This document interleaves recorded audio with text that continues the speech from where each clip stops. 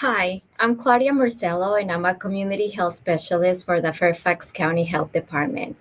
All day, every day, I'm out there with our team of community health specialists talking to people about COVID 19.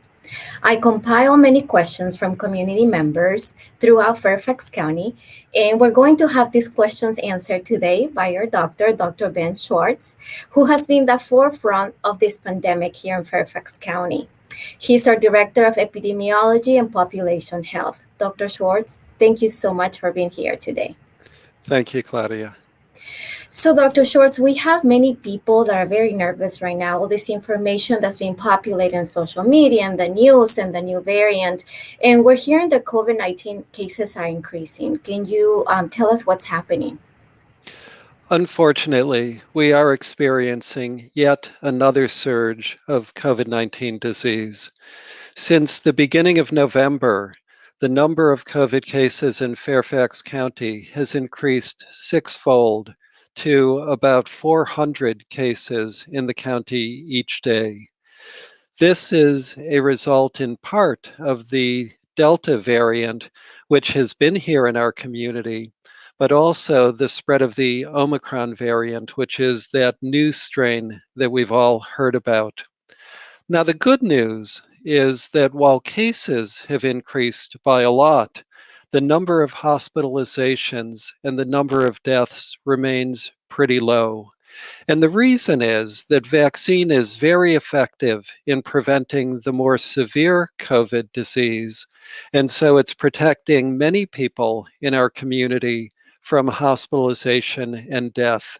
Yet, as the case numbers are going up, we certainly need to be concerned in our community about the overall impacts of the pandemic. And Dr. Schwartz, now with this new variant, Omicron, we're hearing lots of different information in the community, lots of concerns. Is this something we should be concerned about for the upcoming holidays? We do need to be concerned. We've already seen Omicron in Fairfax County as well as elsewhere in Northern Virginia. According to the Centers for Disease Control and Prevention, Omicron has been found in just about every state across the country, and the numbers of infections caused by this new variant are increasing rapidly. So, this is really a threat for us, not just during the holidays, but also the rest of the winter months. Another question, Dr. Schwartz, that we get very frequently in terms of people being positive to COVID, and as you already know, and many of us that work here in public health know, we have a lot of overcrowding homes, people that live with several generations. So if someone is test positive for COVID and the rest of the family is negative, do they have to stay in isolation as well? According to the recommendations from the CDC, people who are family members of a case, who are exposed to that case, do need to quarantine for 14 days if they are unvaccinated. So even if they do have a negative test and are not vaccinated, they need to stay home for that full 14-day period. Now, if you've been fully vaccinated, that is, if you received 2 doses of an mRNA vaccine or 1 dose of the Johnson & Johnson vaccine, then as long as you remain asymptomatic, if you don't have any illness, you don't need to quarantine. And we just got a question here from an audience. The question is it okay to eat out in restaurants? I know before, when the weather was nice, we could eat outdoors, but now that it's cold, people are wondering if it's okay to go inside restaurants and eat. There are some activities that are riskier than other activities, and conversely, some activities that are safer than others. Eating out in a restaurant is an activity that does have some risk because when you eat, you're taking your mask off, you're generally sitting with someone else who may or may not be, in your household. And so I think somebody who really wants to do everything they can to decrease their risk of illness might think twice about eating out in a restaurant in an indoor location. And now with the holidays, Dr. Schwartz, and people taking time off from work and kids being out of school, families are sharing their plans to fly, to go out of state, even out of the country, to travel and do many activities with their families. What are the recommendations to stay healthy and safe during this holiday season? The pandemic has been a really difficult time for people. And after almost 2 years of the pandemic, I certainly can understand people wanting to fly, wanting to get together with family, see friends, etc., during the holidays. So, the thing that we all need to think about is how we can do that most safely. And there are a couple recommendations that to me are particularly important. The first is to get vaccinated, and if you've been vaccinated, get a booster dose. That booster dose is going to really increase your protection a lot against COVID disease, and it will make you and it'll make the people you are interacting with during the holidays feel so much more comfortable if you know that you have that extra protection. So that's one thing. Secondly, get a test before you get together with other people. You may be infected with COVID and not even know it. So, by getting a test before you get together with friends and family, you're going to feel more comfortable, and the people you're with are going to also feel more comfortable. Third, wearing a mask is still important. And that's because the vaccines are not perfect. And while they protect you really well against severe illness, they don't necessarily always protect you against mild or moderate illness.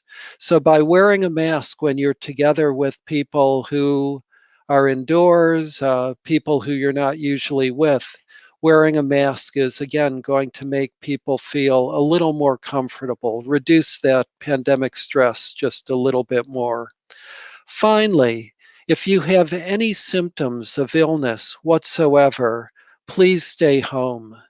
Don't talk and don't explain away some mild symptoms like cough or runny nose or sore throat. If you have any of those symptoms, don't get together with other people to keep everybody safe from COVID-19.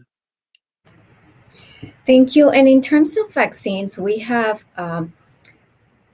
conducted lots of clinics and we continue to do that. And now for kids, we are going to the schools, we're going to the communities. We want to make the vaccine very accessible to everyone.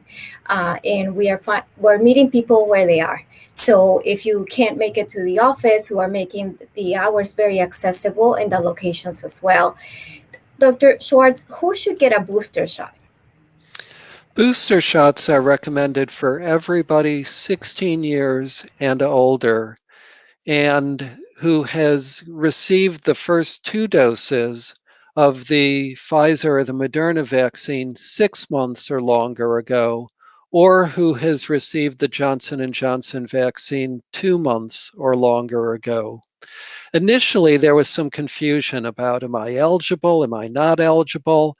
The easy answer is that everybody 16 or above is eligible based on the amount of time since they got that initial vaccination.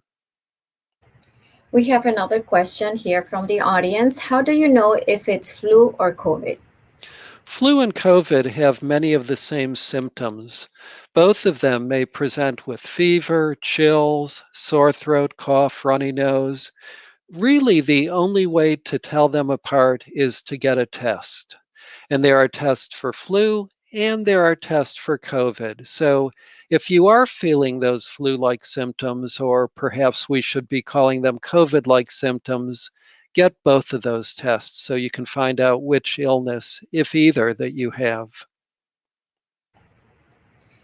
And another question that we are frequently asked now with the face mask, I got my first vaccine, my second dose, my booster. Why do I have to wear a face mask? Vaccine really protects very, very well against severe illness, but the protection against mild or moderate illness is not quite as high. And so, therefore, people who have been vaccinated can get what we call breakthrough disease. They can get COVID even if they've been vaccinated. Now, that disease will usually be mild, but they are able still to transmit it to other people. So, wearing a face mask will keep other people around you safe if you happen to have COVID illness and just not know it. Dr. Schwartz, we're also getting a lot of questions and concerns from parents questioning why is this vaccine so important for children if what they're hearing in the news and social media is that most kids don't develop any symptoms and they overcome it very easily. This is what we're hearing in communities. What is your thought about that? It is true that most children who get COVID have mild illness, but it's not true that COVID is not a problem for children. It is a problem. We know that COVID is among the top 10 causes of death now among children. We also know that COVID can cause serious illness in children, including something that's been called the multi-system inflammatory syndrome of children, where multiple organs, the heart, the lungs, the kidneys, are involved in that inflammation. And we also know that about 1 in 10 children may go on to develop what's called long COVID, where they continue to have symptoms for weeks or even for months after their illness. So when you look at all of these possible severe illnesses, it's a much better choice to decide to get vaccinated. Well, thank you so much, Dr. Schwartz, for taking the time to speak with us today and provide us this very valuable information for all of our communities here in Fairfax County. Before we sign off, I want to thank all of you for wearing your face mask, for maintaining social distancing. We know it's been a long road, and you continue to comply and you continue to apply these health measures, and we're very, very grateful for that. So thank you very much to all of you. And I want to remind everyone of the resources available for you to get your questions answered. The Health Department call center is open for your questions, and you can contact them at 703-267-3511. We have staff that speak different languages, and we're open Monday through Friday. And if you need to make an appointment for a vaccine, a booster, a pediatric vaccine, you can search at www.vaccines.gov for an appointment. Thank you so much for being here with us today.